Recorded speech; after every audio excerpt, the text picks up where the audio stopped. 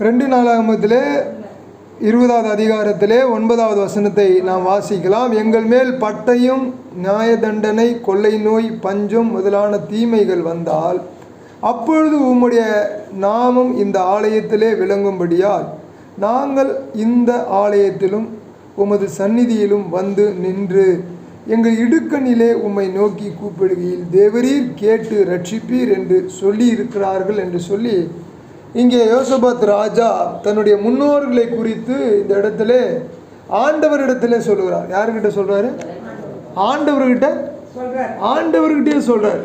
என்ன சொல்றாருன்னா, எங்களுடைய முன்னோர்கள் சொல்லியிருக்கிறாங்க. ஆண்டவர் எங்களுடைய முன்னோர்கள் என்ன சொல்லியிருக்கிறாங்கன்னா, இதெல்லாம் நடந்ததுன்னு சொன்னால் பஞ்சம் வந்தாலும் சரி, கொள்ளை நோய் வந்தாலும் சரி, எதிரிகள் வந்தாலும் சரி, தீமை வந்தாலும் சரி, எது வந்தாலும் இந்த ஆலயத்திலே வந்து நாங்கள் ஜெபம் செய்தால், விண்ணப்பம் செய்தால் நீங்கள் கேட்டு பதில் தருவீங்க, தேவரீர் கேட்டு ரட்சிப்பீர் என்று சொல்லியிருக்கிறார்கள் என்று சொல்லி யோசபாத் நம்மை ரட்சிக்கிற ஆண்டவரை குறித்து ஆண்டவர்கிட்டயே போய் சொல்கிறார். ஆண்டவரே, நீர் எங்களை ரட்சிப்பீர். ஆண்டவரே, எதிலிருந்து ரட்சிப்பீர்னா, கையை பிடிச்சிக்கோங்க, நம்ம ஜெபிக்கலாம் சொன்னோம்ல, நோய், அந்த நோயிலிருந்து நம்மை ரட்சிப்பார்.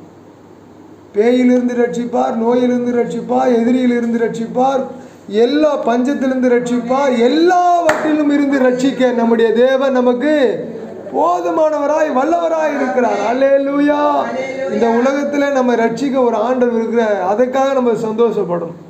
இந்த உலகத்தில் தாய் தன் பாலகனை மறந்தாலும் மறப்பான், ஆனால் நானும் உன்னை மறக்கவே மாட்டேன். நம்மளை ரட்சிக்க ஒரு தெய்வம் இருக்கிறாருன்னா அதை விட நம்மளுக்கு ஒரு பாக்கியம் இந்த உலகத்தில் இல்லவே இல்லை. நம்முடைய இந்த உலகத்தில் ஒரு பாக்கியம் உண்டு என்று சொன்னால் அதை விட ஒரு பாக்கியம் இல்லவே இல்லை. இயேசு நம்மோடு கூட இருக்கிறாரு, நம்மை ரட்சிக்கிறாரு, நம்மை வழி நடத்துகிறாரு, நம்மை போஷிக்கிறாரு, நம்மை தப்பு வைக்கிறாரு, நம்மை தாங்குறாரு, நல்ல நித்திரையை கொடுக்கிறாரு, அதிகாலையில் எழுப்புறாரு.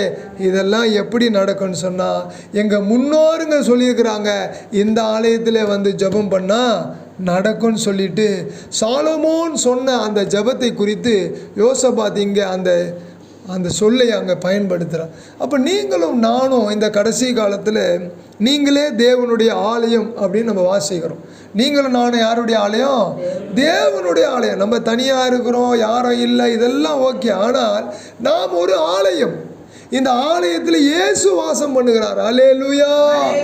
எத்தனை மனிதர்கள் நம்ம இடத்துல இருந்து நமக்கு ஆறுதல் சொன்னாலும் இயேசுவை போல ஆறுதல் படுத்த ஒருவரால் முடியாது. அல்லேலூயா. அவர் தாய் தன் பாலகனை தேற்றுவதை போல் அவர் என்ன பண்ணுறார்? தேற்றுகிறாராம்.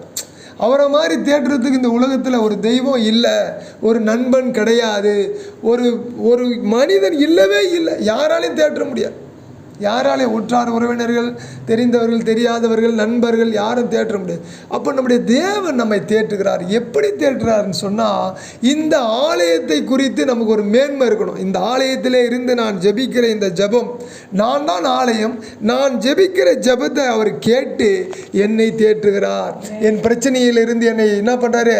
தேற்றுகிறார். பாருங்கள், அவர் சொல்கிறாரு பாருங்களேன், எவ்வளோ தெளிவாக இருக்கு பாரு. அவர் எவ்வளோ தெளிவாக அந்த வார்த்தையை பயன்படுத்துகிறார் பாருங்கள். எங்கள் மேல் பட்டயம், எதிரிகள் என்ன பண்ணுறாங்களா? பட்டயத்தை கொண்டு வராங்க. நியாய தண்டனை, கொள்ளை நோய், பஞ்சம் முதலான தீமைகள் வந்தால் அப்பொழுது உம்முடைய நாமம் இந்த ஆலயத்தில் விளங்கும்படியால் நாங்கள் இந்த ஆலயத்திலும் உமது சந்நிதியிலும் வந்து நின்று. அப்போ இந்த ஆலயம் என்ன செய்யணும்னு சொன்னால், தினந்தோறும் தேவ சந்நிதியிலே நிற்க வேண்டும். இந்த ஆலயம் முதல்ல வந்து ஆலயத்தில் போய் நின்று ஜெபம் பண்ணோம். இப்போ நீங்களே ஆலயம் ஆயிட்டீங்க. இப்போ இந்த ஆலயமே நிற்கணுமா? தேவனுடைய சந்நிதியில் நின்று என்ன பண்ணணுமா? இந்த ஆலயம் ஜெபிக்க ஆரம்பிக்கணும். பாருங்களேன், ஆலயம் எதை காட்டுகிறது என்று சொன்னால், ஒரு கூடி வருகிற ஒரு பரிசுத்த ஸ்தலத்தை காண்பிக்கிறது. அல்லேலூயா. அப்போ இன்னைக்கு நீங்கள் ஆலயமாக மாறிட்டீங்க, நான் ஆலயமாக மாறிட்டேன். இந்த ஸ்லாக்கியத்தை நம்முடைய தேவன் கல்வாரி சிலுவையிலே அவருடைய ரத்தத்தை சிந்தி மீட்டி நம்ம கையில் கொடுத்துட்டார். அவர் கல்வாரி சிலுவையிலே தொங்கி ரத்தம் சிந்தின பொழுது அந்த திரைச்சலை ரெண்டாக கிழிக்கப்பட்டது. எல்லா பழையவைகள் எல்லாம் ஒளிந்தன, எல்லாம் புதிதாய் மாறின. இன்றைக்கு நீங்களும் நானும் புதிதாய் மாறியவர்கள். அல்லேலூயா. கவலையோ, துக்கமோ, கஷ்டமோ, வேதனையோ இந்த உலகத்திலே பாடுகள், உபத்திரங்கள் உண்டு. திடன் கொள்ளுங்கள் என்றார். நம்முடைய தேவன் சொன்ன வார்த்தையில் நம்ம நினைத்தாலே நம்முடைய ஃபீலிங்கெல்லாம் சில நேரத்தில் போயிடும். யாருமே இல்லை ஊழியத்தில் அப்படின்னு நினச்சி நம்ம அழுதுன்னு வரும். யாராவது நம்மளுக்கு ஏதாவது பண்ணி ஊழியத்தை பண்ணிடலாமே, எப்படியாவது ஆண்டவரை பற்றி சொல்லிடலாமே.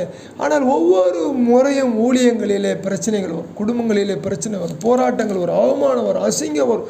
ஆனாலும் தேவன் நம்மோடு கூட இருக்கிறார். அல்லேலூயா. ஏனென்றால் நீங்கள் ஆலயம், நான் ஆலயம்.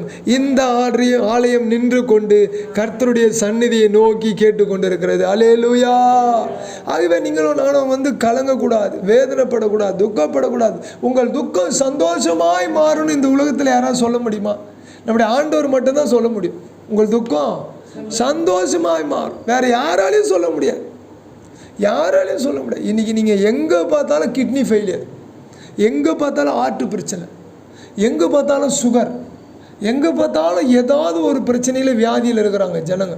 நான் இப்போ என்னுடைய ஜபமே பெரிய ஜபம், ஒரு 5-6 வருஷமாக நான் பண்ணுற ஒரு ஜபத்தில் மிக முக்கியமான ஜபம் என்னன்னா, ஆண்டவரே வியாதிஸ்தில் இருக்கிற தொட்டதை போயிடணும், நம்மளை பார்த்தாலே போயிடணும், அந்த வல்லமையை தாங்க ஆண்டவர். அதுக்கு நம்மளை தகுதிப்படுத்தணும்.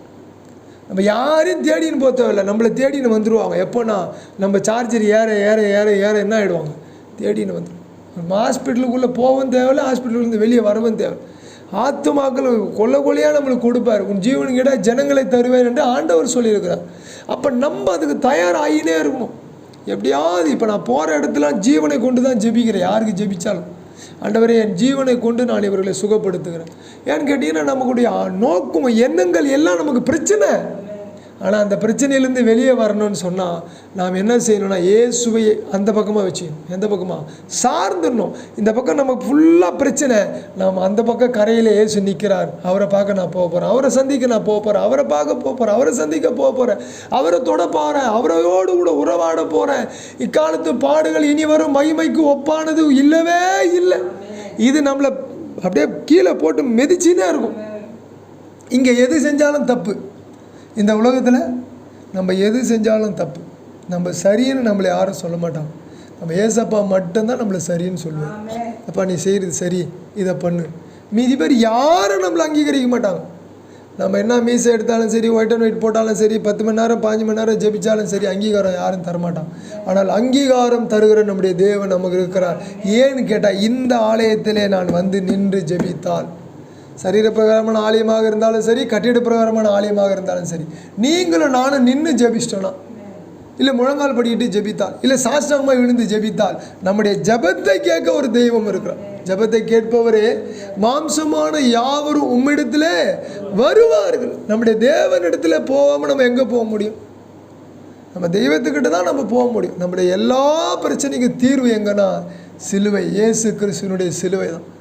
அந்த சிலுவையினுடைய ரத்தம், அந்த சிலுவையினுடைய பாடுகள், அவர் பட்டதான வேதனை, இதுதான் நம்மளை மீட்கும்.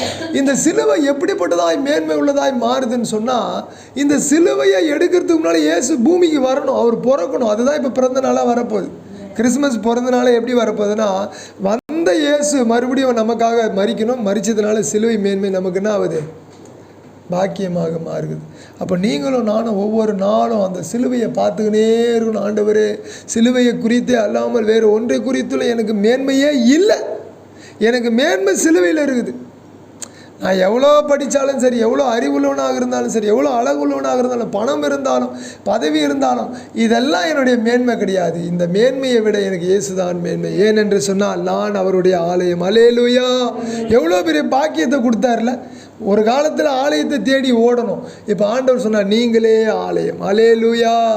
நீங்களே ஆலயம் சொன்னால் அவர் நொறுக்கப்பட்டு, அடிக்கப்பட்டு, காயப்பட்டு, துப்பப்பட்டு, அவமானப்பட்டு, அசிங்கப்பட்டு, நிர்வாணமாக்கப்பட்டு நம்மை ஆலயமாய் மாற்றிருக்கிறான்.